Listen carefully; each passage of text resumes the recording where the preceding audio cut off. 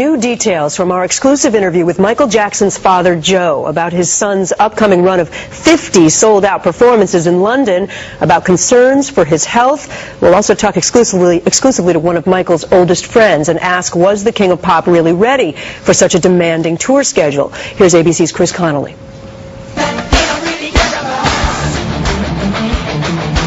What did you think of the comeback tour? Did you think it was a good idea for Michael to do?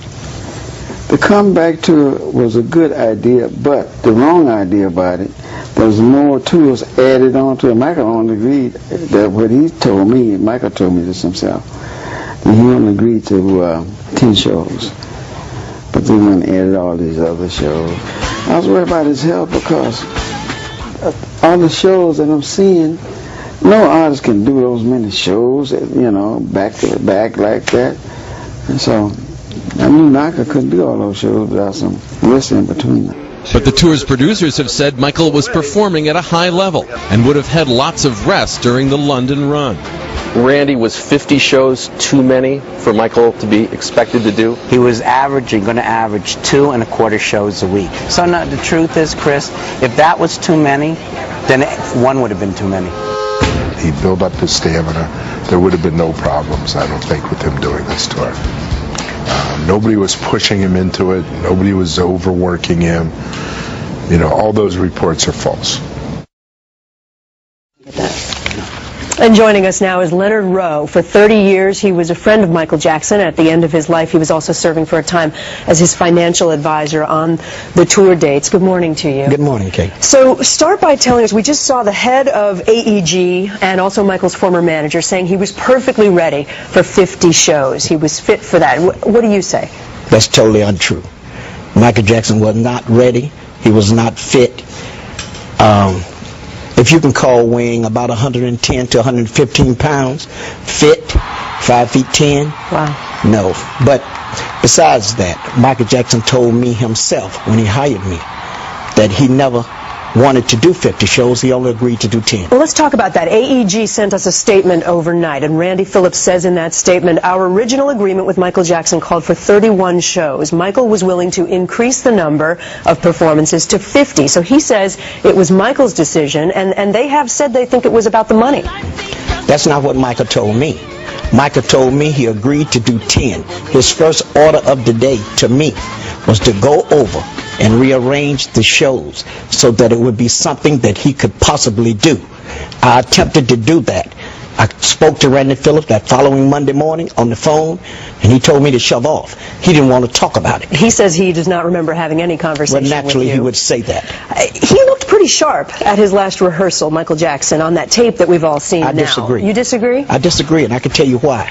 Every move that you see Michael Jackson making on that rehearsal tape is a move that I could do. Michael Jackson do strenuous moves when he's Michael Jackson. So you don't see the Michael that you know. You don't see the spinning.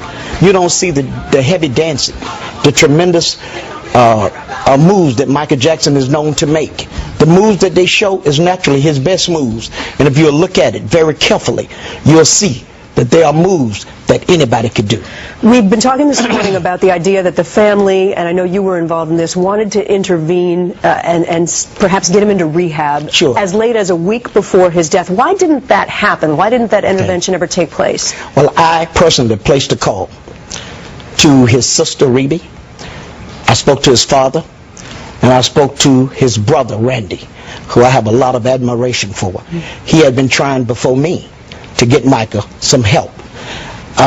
We was trying to bring everyone together. We had planned to bring everyone together as soon as possible so we could have everyone on board and everyone going in the same direction. But it was a little too late. You just couldn't get it together. We couldn't get it together. But I like to say this. I had approached a friend of Randy Phillips, who's an attorney in L.A., a couple of months before then. And I told him that Michael would not make it to London unless we intervene and get him some help. Because of the drug use? Because of what I felt was an addiction by Michael that he had. And I wanted to get him some help. Because I knew not only that he wouldn't be able to perform in London, but I never thought he would even make it to London. And I passed that word on. And when I passed it on, what really angers me is they told me to shove off. Well, clarify this for us. AEG says that Michael Jackson dismissed you in May, and they provided us with a letter that looks to be signed by Michael Jackson, and in that letter it says, "I have decided to streamline my business operations at this time. Accordingly, this is to inform you that you do not represent me, and I do not wish to have any oral or written communications with you regarding the handling of my business and or personal matters." So it looks from that letter like Michael wasn't taking your advice. Let me say this to you. I never received a letter from Michael saying that. I met with Michael 3 weeks before he died with Randy Phillips over to the Beverly Hills Hotel. But let me say this. Randy Phillips and AEG was controlling Michael with their finances at the end. Michael Jackson was not able to hire his own people. He was not able to do what Michael Jackson wanted to do, because everyone knows that Michael Jackson at the end was in a financial strain. So they was demanding things of Michael that he did not want to do. Like Michael told me personally, he would never hire Frank DeLeo and John Branca back into his life. He would never bring them back into his life. But AEG saw fit to bring them back into his life the week before he passed. They was making moves like that. And if Michael Jackson wouldn't go along with those moves, I feel that they was threatening to oust everything with him. They was taking care of Michael Jackson financially. And they was forcing him to do things. And if Michael Jackson's best interest had been in their heart, and they would have sought rehab help for Michael, like I suggested, I could venture to say Michael would still be here with us now.